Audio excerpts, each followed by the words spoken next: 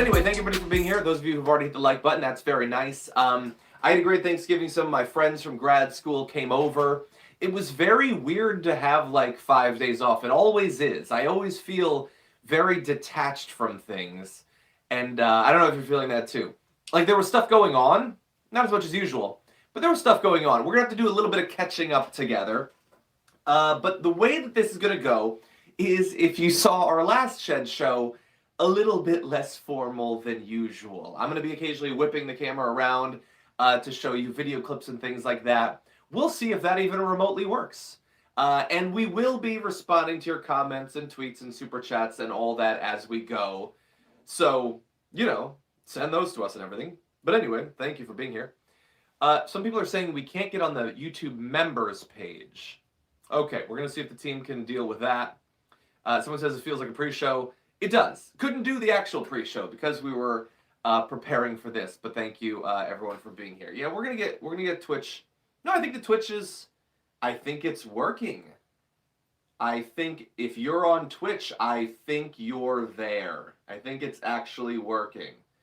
Everyone, hold for 1 second. John has very tiny, pointy ears. Thank you. I appreciate that. I had an ear job during Thanksgiving break. I'm glad that everyone is noticing it. Anyway, we had a little power problems at the studio or whatever, and it's the sort of thing that normally we can fairly quickly resolve. 1 day, 2 days max, we'll deal with that. But it's like the holiday, so I don't think anyone wanted to be forced to spend like the whole weekend resolving all these problems and everything. And if the cost of like everyone getting to actually experience the holiday is that we do a Shed show or whatever, I think it's fine. I think it's personally fine.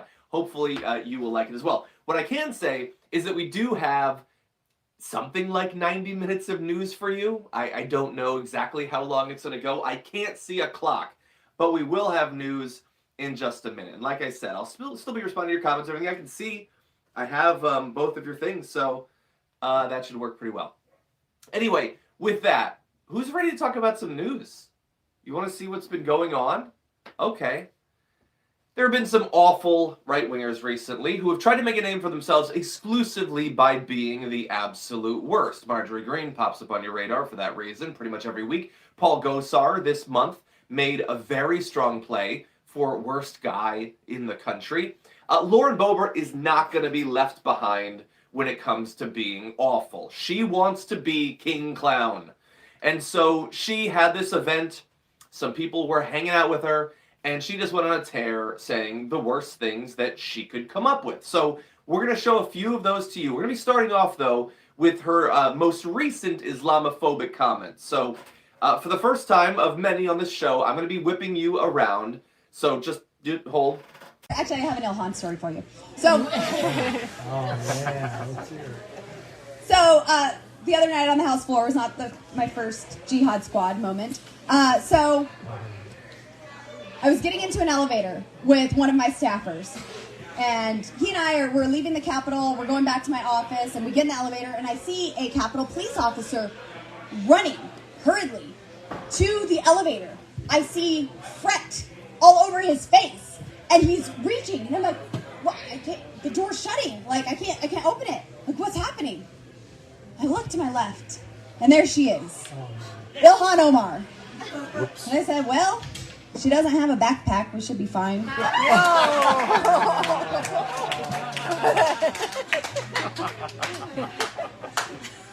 So we only had one floor to go, and I was like, do I say it? Do I not? I looked over, and I said, "Oh, look, the Jihad Squad decided to show up for work today."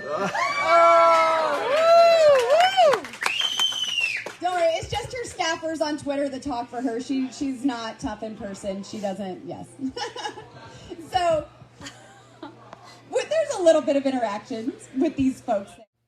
Let's evaluate a few things that happened there. One, she starts off that whole thing by saying, this wasn't my first Jihad Squad thing, but that all you mean by that is that you've supposedly done Islamophobic things in the past?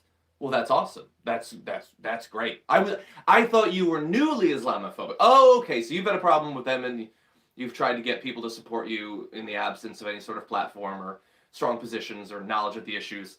by regularly saying Islamophobic things. I see. Okay. So then this thing happened in the elevator. Now, we're going to flash out. I'm going to give you a spoiler. Ilhan Omar says that none of this actually happened.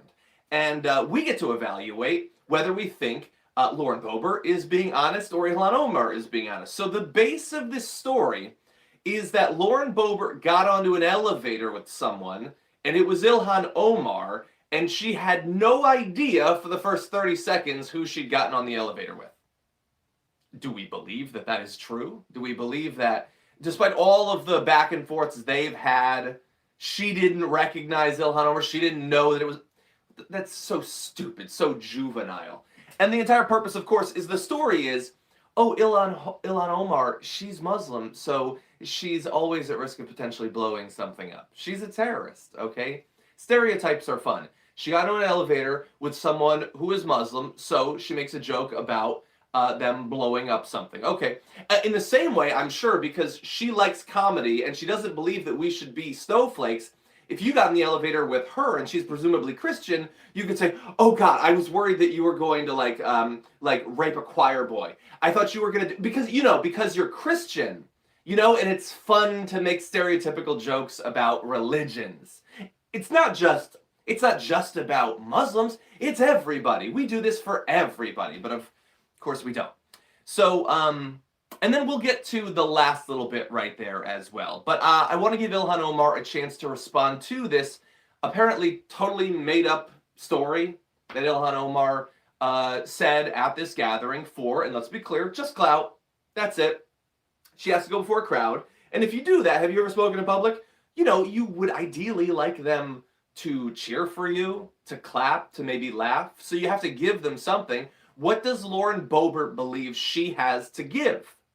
Now, absent this video, forget this video, I could have speculated about what she had to give, but she's showing us what she thinks she has to give, and what she thinks she has to give is Islamophobic jokes. That's it. That's it. Now, Ilhan Omar says, fact, this buffoon looks down when she sees me at the Capitol. This whole story is made up. Sad she thinks bigotry gets her clout. Anti-Muslim bigotry isn't funny and shouldn't be normalized.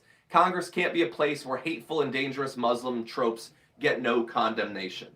It usually is. It regularly is. I mean, we haven't had it to test it very often as a society because we generally have only elected Christians for the most part, our entire history.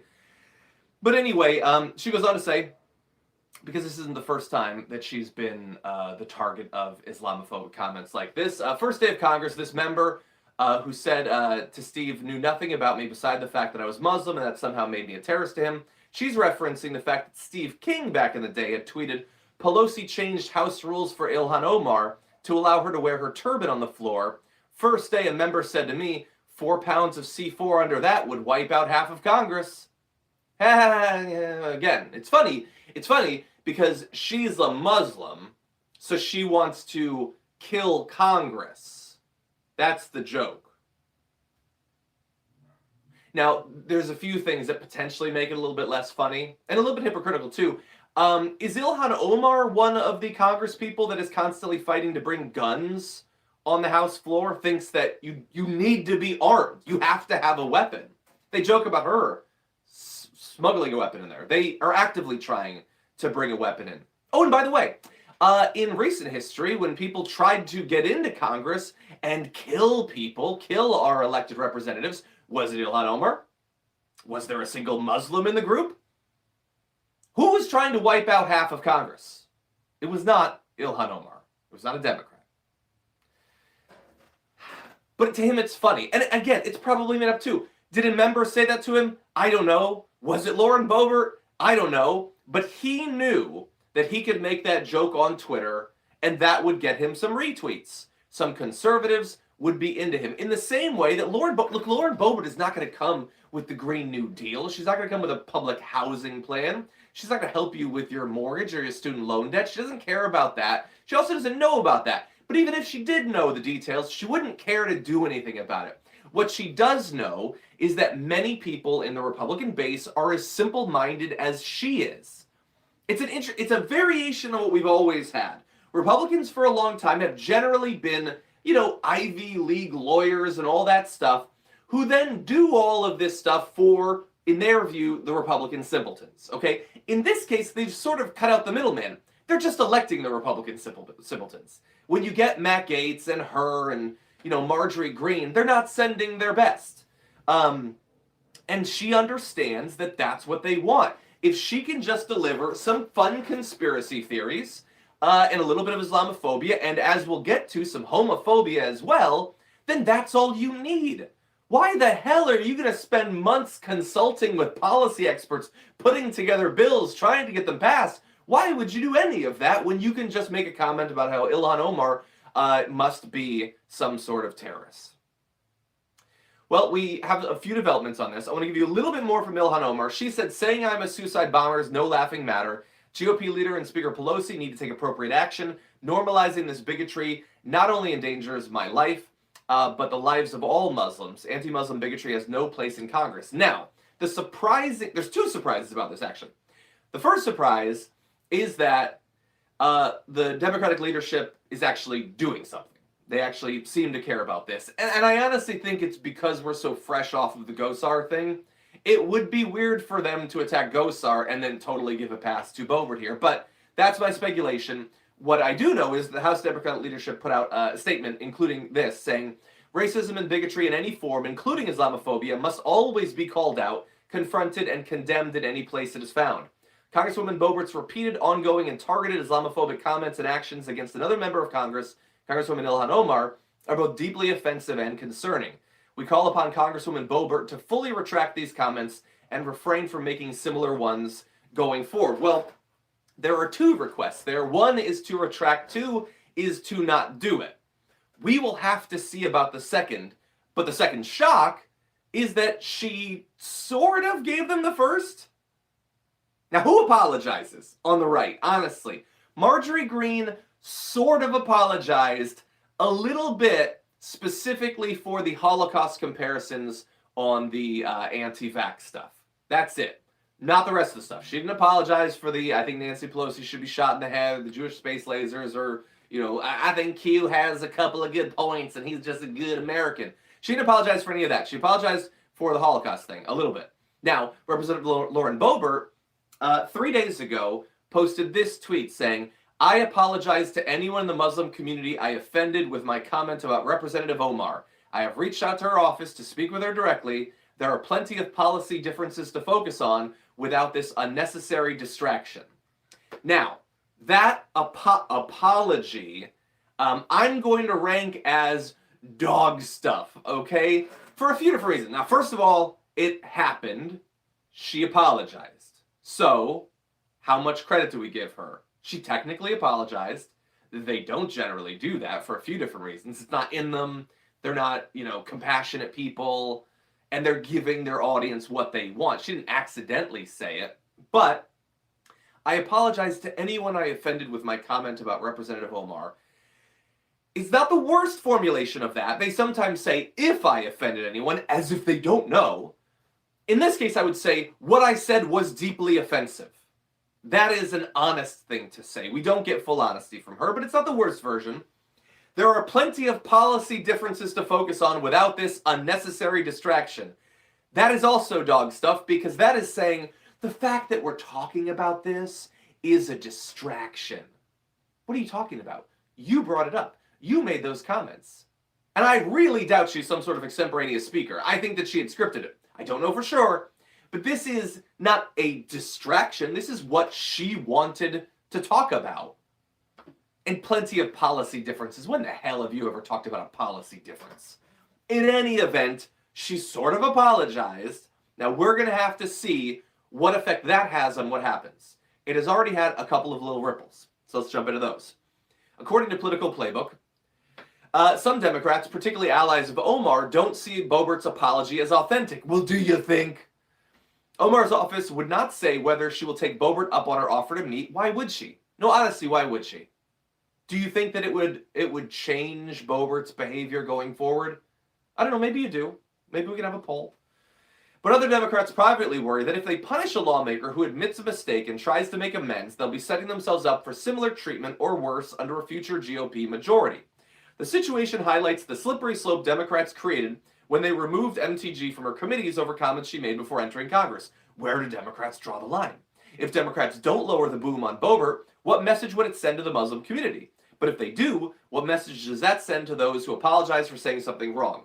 Okay, I normally hate every single word of political play, but in this case I only hate most.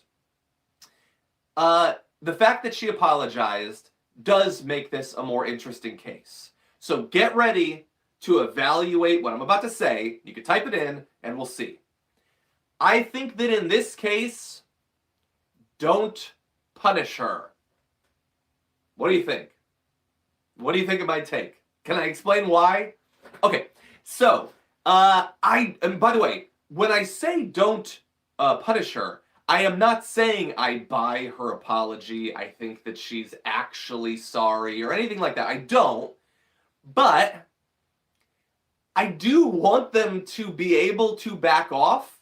Now look, if she jumps immediately back into it, then of course we're having a different conversation, I think.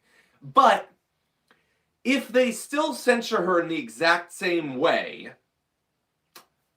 then will they ever apologize again? Will they? Now, notice, she apologized. Why did she apologize? Okay, let's think about that. I think she apologized because there was a little bit of an uproar and there is a precedent of punishment, which means that well, if you believe what I'm saying, that the punishment is actually having an effect. It didn't stop her from saying it, but it's perhaps making them a little bit cautious. I think if you still punish her, as abhorrent as what she said was, they'll never back off again. They probably won't anyway. Let's be clear. The future is dark no matter what road we go down. But I think that the best chance is backing off. Now, she will say these things again and then, you know, lower the boom on her or whatever. But we need to understand that the countervailing force of the effect that the punishment has had is from the other side. Marjorie Greene tweeted, Democrats want us censored, shut down, and imprisoned. Never apologize to Islamic terrorist sympathizers, communists, or those who fund murder with our tax dollars. Ilhan and the Jihad Squad are all three and are undeserving of an apology. So she's awful. And the fact that she's going even farther than Boebert, I think buttresses the punishment that she already experienced. I think that backing off a little bit on Boebert until she does it again, and then having Marjorie come out hard in favor of these Islamophobic attacks, I think that kind of helps us to the extent that anything can, to the extent that anything actually gets out there and gets to people. Now, at the end of the day, that's just my opinion. And my opinion, I would say, doesn't matter. What does Ilhan Omar think? What do American Muslims think? I think that those are very interesting points. And in that case, we will have to see.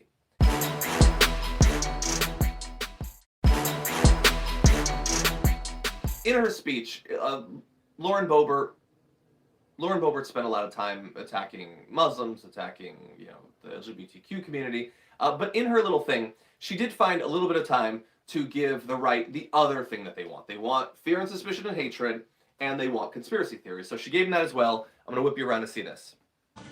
And the last time I was with President Trump, well, I did have a fancy little red dress to show off. I was sitting in his office in Florida, the new White House. Yeah. The real White House. Yeah. The real White House, yeah. That's where everybody seems to be. I don't know. Ugh. That's just there was such a delay for them to actually cheer. And she must have been so, crestfallen at that point. Like, hey, I told you that the election didn't count. Isn't that the thing that you want? Okay, well, look, they liked the line the guy said, the real White House. Maybe she wasn't going clear. She had, a little bit of nuance or whatever, and I think that was too much, I think, at that point. But what she was saying there was, effectively, no, everybody, I also believe that the votes of the 7 million people that Biden got more than Trump don't count, that all of the court cases don't count. I think those things too. Love me. I believe all the crazy things that you do. And again, she had said previously, let's not get distracted. Let's focus on policy differences. Well, is that what she is doing? Is she focusing on policy? When they spend months after months after months denying the results of an election, despite the fact that we've been through so much of this, not just the dozens and dozens of court cases and the audits of individual states and the recounts in the states that were close and I don't know, all the other stuff that's gone on over the course of the past year, they still have to do it. There has been no equivalent. There was never anything like this after 2016. Were there people that were mad? Yes. Are there people that were worried about things that might have influenced the outcome? Yes. But literally no one that was considered serious and had an actual following in a durable way ever tried to claim that the election had been stolen. They will try to, both sides, they have done that since 2020, since the election. It simply doesn't exist. This is just a what the right gives, what grifters give, grifters in media and grifters in politics, is making people comfortable. That's what it is. Now, that comfort might come in the form of getting them worked up in the way that they want. These people might be comfortable being afraid. They might be comfortable being angry, but comfort is the goal. And nothing makes these people less comfortable than accepting inconvenient facts. Okay, an inconvenient, difficult truth to accept. And the hardest one for them is they just didn't like your guy. It was still kind of a close election, but they chose the other guy. And so if you were in right-wing media or if you're a right-wing politician and a grifter, you cannot allow them to ever have to think about that. And so that's what she's giving them there. It's pretty damn see-through. And delivered so poorly. Delivered, like, oh God. And she's so happy with herself with the red dress. Again, is any of this substantive coming out of her? She wants to present herself as one of the next generation of leaders of the right wing, and might well be, I think, a case could be made, in that she at least has a following. But a following towards what? If you have a following, presumably you're leading. What is she leading towards at this point? But anyway, there is still one other horrible thing. And I apologize, everyone, for the volume here. It's the nature of the beast. I saw someone commented, hey, the production value's low. Do you think? It is a little bit. But anyway, tomorrow we'll be back in studio. Okay. Lauren Boebert made a little bit of time in her address over the holidays to once again launch homophobic attacks against Pete Buttigieg. And I will say, as I have always said, I am not a fan of Pete Buttigieg. I have no interest in his presidential aspirations, and I don't think that he was qualified for the position that he has. However, those are, I think, fair, substantive critiques. If you'd like an example of one that is neither of those things, let's take a look at this. And I will remind you, this is a sitting congresswoman. Meanwhile, you have the Secretary of Transportation, good old Mayor Pete.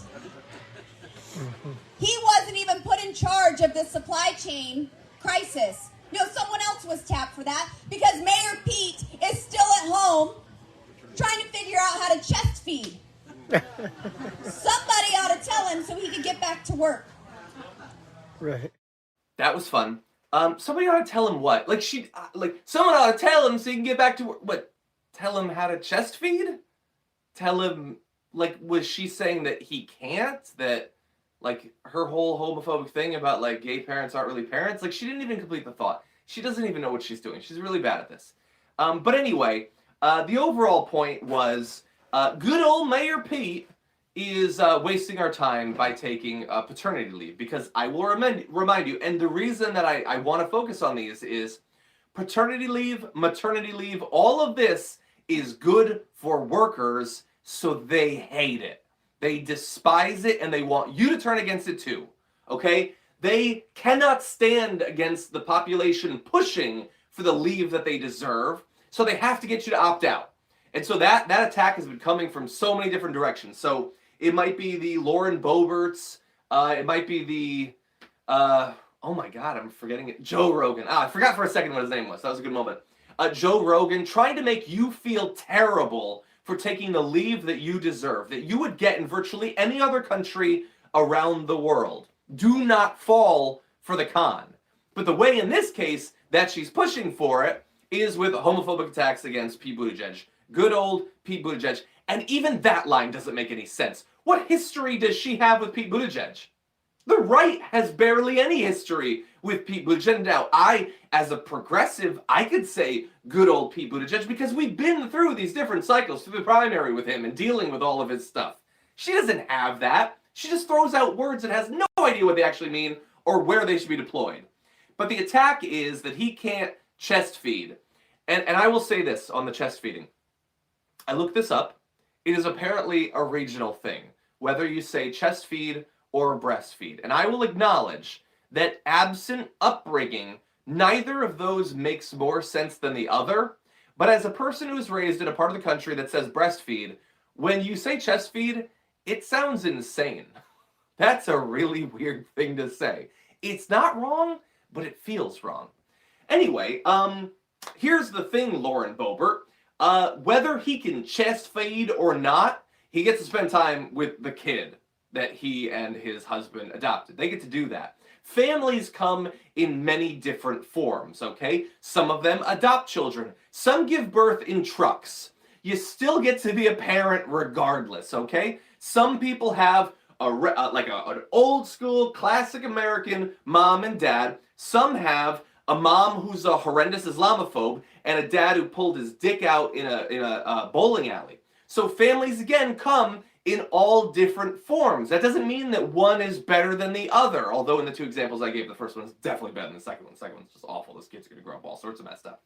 And you get to take that time, whether you're straight or gay, cis or trans or whatever the hell you want, you deserve it, okay? Now, what's very interesting about this, and we've showed a couple different videos of her, is that there was pushback against several of her comments, against the Islamophobic comments and also against the homophobic comments. She apologized for the Islamophobic comments. She did not apologize for the homophobic comments. And she did not return Insider's request for comment just yesterday. And so far, her apology for what she said about Ilhan Omar was like 3 days ago. And that's it. Nothing else has happened since then. So why is that? Does she believe that what she said wasn't as bad? Does she believe that, I guess, you're just allowed again to make casual homophobic comments? I guess. I mean, that's what it's looking like. And by the way, I haven't seen House Democratic leadership sticking up for him. Now, to be fair, he's not in the House, and Ilhan Omar is. But then shouldn't the White House be sticking up? I don't know. It's just very weird when, like, if we're going to expect some sort of base level of seriousness and maturity from our representatives, then I feel like we should apply that to Muslim Americans and members of the LGBTQ community. Does that seem unfair? I don't know. I think that that's a good idea.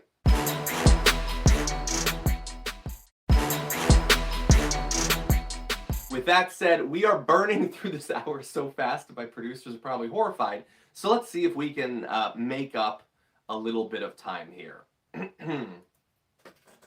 You've probably heard about the Omicron variant, or at least I hope that you have. It's a new variant of COVID-19, and we're still trying to figure out exactly how terrified we should be, but we should at least know what's going on. So there's a little bit of good news and a little bit of bad news, and I've been combing through as much of it as I can to try to figure out what's going on.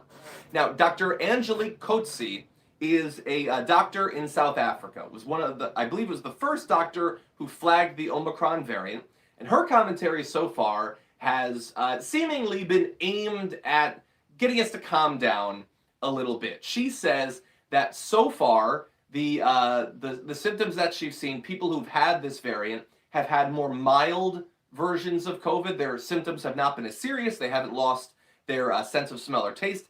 Didn't have a cough, which seems like a huge difference from traditional COVID. And so all of that is good news. She seems to be saying, don't freak out too much. But that said, others are. So the World Health Organization labeled Omicron a variant of concern last Friday. Countries across Europe, Asia, and North America have instituted a wave of travel restrictions on southern African nations, including southern African nations that have very low levels of COVID, in particular in comparison to us. So we can have a debate about how fair that is.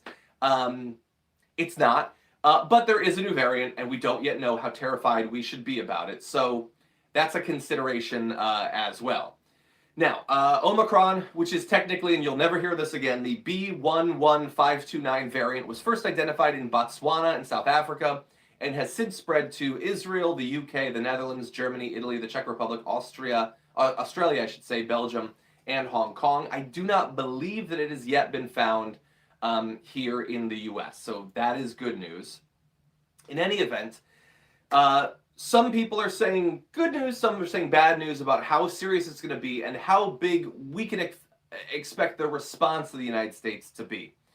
The WHO says that there's a high number of mutations, 32 variations of the spike protein, that could mean that we're expecting future surges of this because it is more mutated than some of the other variants.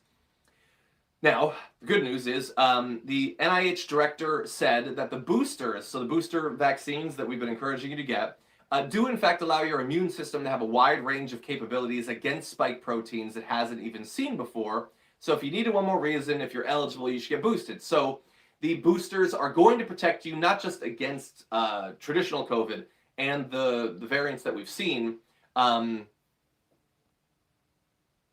in South Africa. But also against ones that we haven't yet seen necessarily. Now, let's get into Dr. Anthony Fauci, because he has been making the rounds, doing interviews about this, trying to, partly educate people, partly calm them down, maybe. So we have a bunch of different things here. Some of this seems a little inconsistent. Let's work through it and see what we can figure out. He says we should not be freaking out. We should be doing the things we know work. It's not the time to panic. We should be concerned, and our concern should spur us to do the things we know work. So rather than panicking, rather than freaking out, we should just do the right thing. Okay, so what does that include? Well, getting vaccinated, getting boosted if you're already vaccinated, probably, like social distancing and those sorts of things. Now, he also pointed out that PCR tests do seem to detect the variant perfectly well, so our ability to detect it has not been hindered at the very least. He goes on to say, get vaccinated for those who are unvaccinated. Absolutely, get boosted if you have been. It appears to be spreading very readily. The things that we don't know right now is whether the people who do get infected have a severe form of disease, which I found to be an interesting thing to say. Well, look, at least the doctor we talked about in South Africa is saying it does seem to be mild. I guess, to be fair, one doctor's experience, we have a lot of reason over the past year to not necessarily take the word of any individual doctor.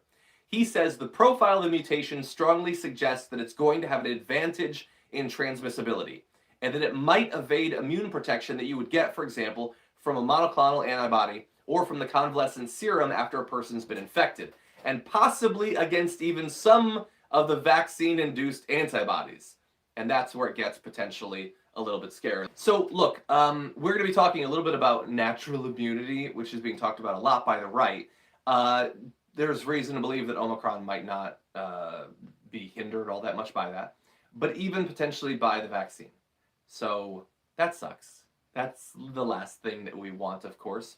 But what we do want to know at this point is that the best defense we have is to be vaccinated and to get the booster. And that's it. And honestly, if that even marginally, let alone significantly, raises the chance that you'll be protected against even these new variants, it is hardly a difficult thing to ask for. So I've heard a lot of Republicans, many of which like to claim that they're alpha males over the past few years, talk about how, there's always going to be another one. They're going to have you getting a booster for the rest of your life. Every year. Do you know what getting a booster is? You go to Walgreens, and 15 minutes later, you have a booster. Okay, what's the problem with that?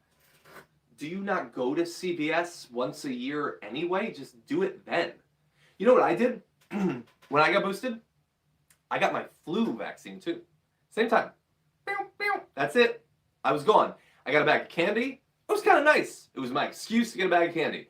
And then I was off, and I probably don't have to worry about it for 6 months. It's really not that difficult. These are people that love to talk about like how we should serve our country. You should go in the military.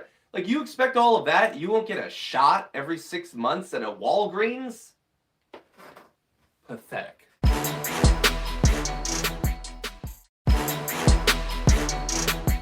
Now, the fact that the Omicron variant is now being talked about means that the conspiracy theories were never going to be far off, and they're already here, and they are pathetic. So, Trilby Smith said, Omicron, new C19 variant, check it. It's an anagram for moronic. Oh dear, that is true. Moronic definition, adjective, very foolish or stupid.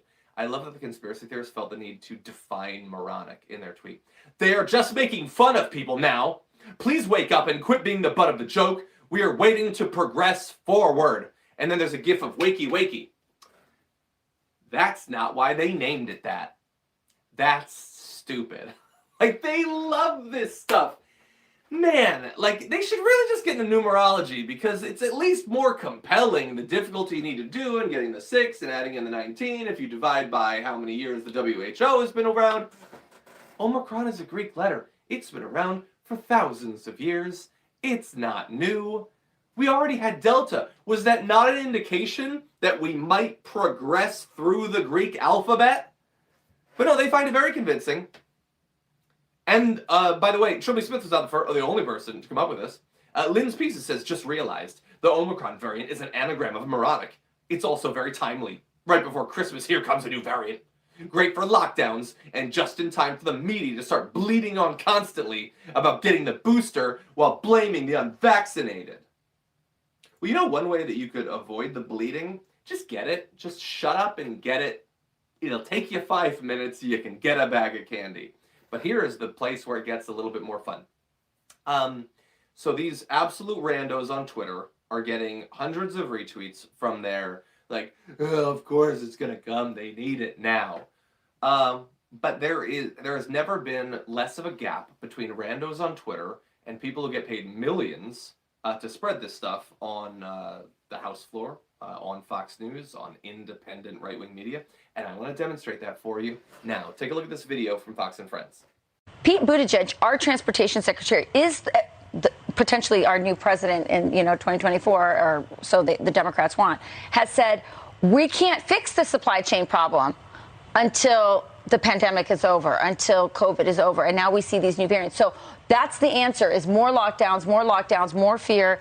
And therefore, he doesn't have to do his job of fixing the supply chain because we'll just keep this whole thing going. It's always a new variant. And you'll count on a variant about every October, every 2 years. Oh, I think it's going to, yep. You're probably right. I mean, however... They could speed up. The variants could come more quickly. We're going to need a new variant here. Yes. My gosh. It's not great. It's going to come more quickly. Can I get a variant? I'm not really qualified for this. Anyway, they get paid millions to do that. So the joke's on us. They get paid more than all of us collectively to convince people to not take this seriously. So, yes, you're going to get a new variant every October. Why did he say that? Because his mind is mush. It's moldy oatmeal. And he remembers that things got really bad last year. In October into November, December, and all of that, we had the dark winter. We had that likely because of the onset of cold weather and people being huddled together, as well as the holidays and a lot of travel. We didn't have it because of a new variant. The new variant came after that, but he has no idea. Again, moldy oatmeal. What he is probably worried about is that things could get bad again. And he knows that things could get bad again because he knows that COVID isn't a hoax, that it is real. They know all of this, these rich, vaccinated people on Fox and Friends, but they do have to, again, keep their audience comfortable. And their audience has been told to not take this seriously, to not actually worry about it. So they're going to stick with that. So they would say, if you were to ask them, so are you against all of this stuff? Like, you seem like you're pro-COVID. They would say, no, I'm not pro-COVID. I'm just against the mandates. What part of any of this has to do with the mandates? Literally just spending time on your morning show for an audience of millions of people telling them they make up the variants. They don't make up the variants. The variants exist. And by the way, how is it happening? How are these variants developing? In countries around the world, lots of people are still highly sick with huge case counts of COVID in countries that have very low vaccination rates because they don't have access to the vaccine or they don't have nearly enough of it. And so mutations develop and then spread. And I will ask you, What did we say was going to happen? If we continue to stay sick, if we don't help other countries, if we allow them to continue to have hundreds and hundreds of thousands of cases a day over months and months, what did we say was going to happen? But they say no, don't worry about it. We don't want the vaccine, but we definitely don't want anyone else to get it. What did we say would happen? Over and over and over again, they deny and they lie, and then things get bad again, and then they don't care about that either. We said that the winter was going to be dark last year, and they said don't worry about it, continue to travel, don't let it affect your behavior in any way. And then things got really bad. Did they care? Did they apologize? Did they integrate that into their learning? No, they haven't learned literally anything, or at least they want to convince you that they haven't. And what is their plan? I'm going to go to one more video for you. More amazing lying. Here is Anthony Mace, Republican Congresswoman. In some studies that I've read, natural immunity gives you 27 times more protection against future COVID infection than a vaccination. And so we need to take all of the science into account and not selectively choosing what science to follow when we are making policy decisions. That was Nancy Mace saying, well, I saw some study that said that just getting sick was 27 times better than the vaccine, which stops you from getting sick, so we need not be selective with our science. Where? What study? What study? What study says that getting COVID is 27 times better for antibodies than the vaccine? It doesn't exist, and she's not providing it. But there's another important point that she's sort of glossing over there, which is not just about whether she has the study.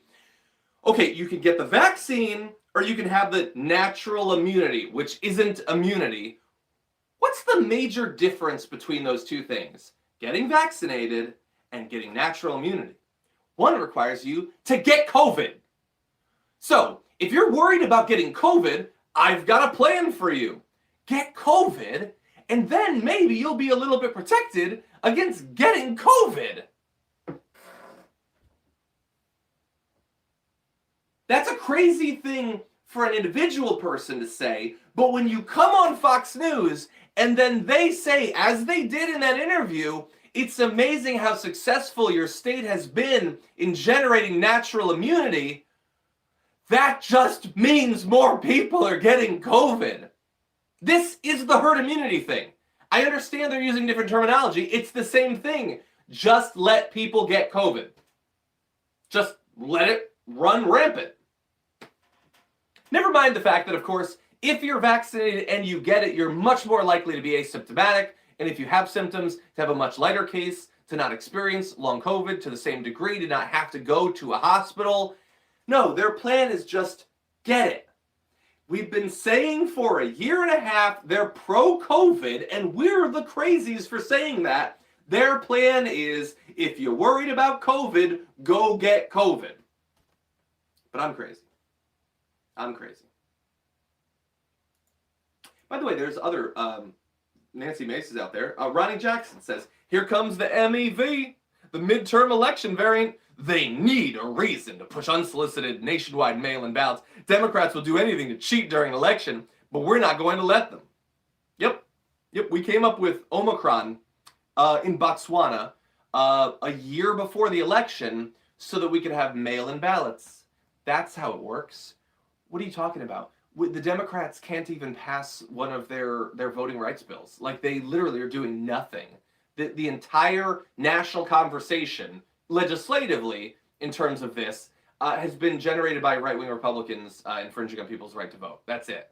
But the Democrats will stop at nothing to lie. Michael Knowles, who's one of the Ben Shapiro clones, he had said, spoiler alert, there's always going to be another variant. And Ted Cruz quote retweeted that with, true that, which first of all, ugh. Second of all, that is a senator saying there's always going to be another variant. So don't worry. Why are you taking this seriously? They make it up. It's convenient. Botswana generated a new variant because the Democrats need it at some point. God, Ted Cruz. Stephen Miller, found out about Omicron and went on the news and said, if Trump were president, we would already have modified vaccines for the new Omicron variants. First of all, how? Second of all, We don't even know if it needs to be modified yet. The vaccines we have might be fine. And third of all, I got news for you, Stephen Miller. If Trump were still president and you had the new variants for Omicron in the vaccine, you'd be telling people not to take it. Because that's all you people have done this entire time. You wouldn't be going on Fox News to tell them to take the new variant. You sure wouldn't be doing that, because they'd consider you a commie if you did that.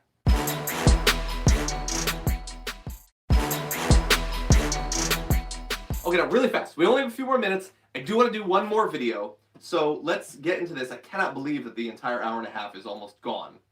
Let's jump into this.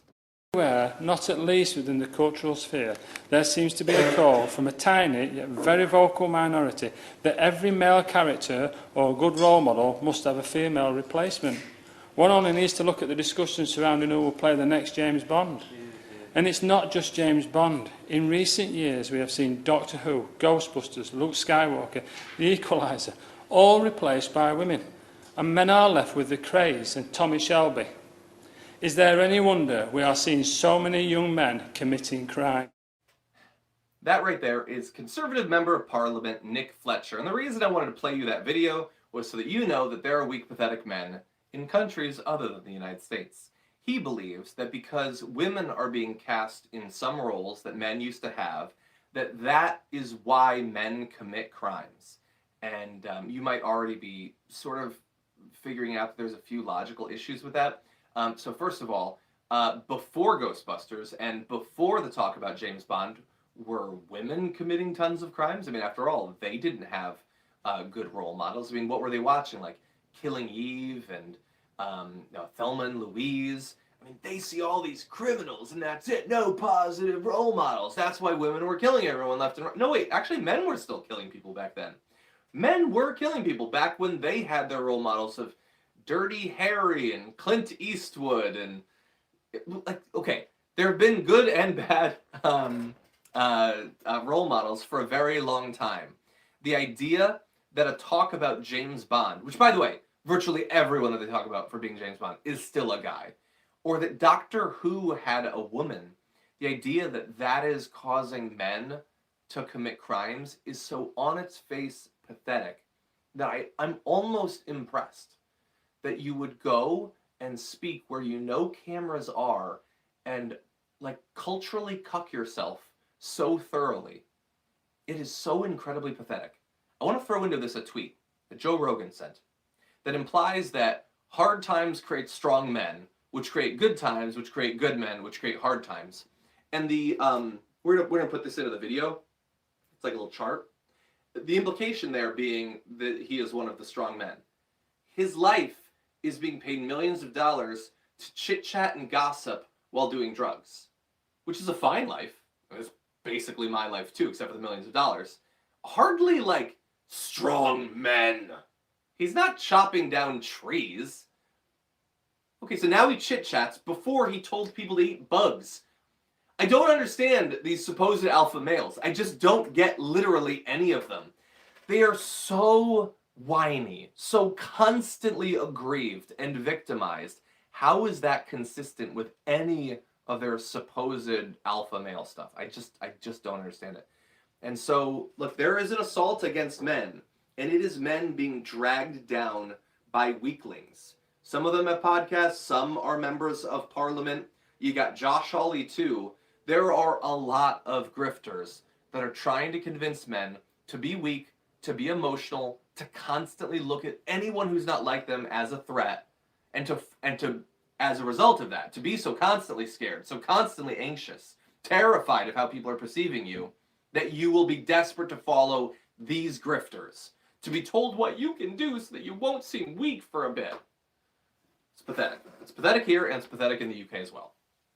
Okay, unfortunately, we are way over. I want to thank everyone for joining me for the Shed Show. Hopefully the last Shed Show. Our power should be back tomorrow, but we'll have to see. Anyway, Indisputable is coming up in just a few minutes. Let me let you know who is going to be co-hosting. Also, our top 10 list will be coming up soon.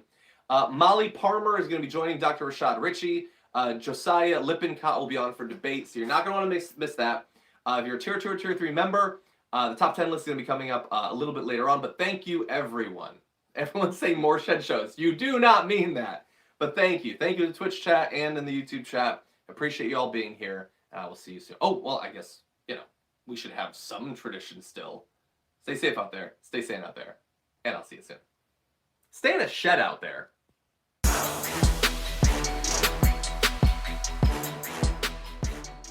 Thanks for listening to the full episode of The Damage Report. Support our work, listen ad-free, access members-only bonus content, and more by subscribing to Apple Podcasts at apple.co/TYT. I'm your host, John Adarola. I'll see you soon.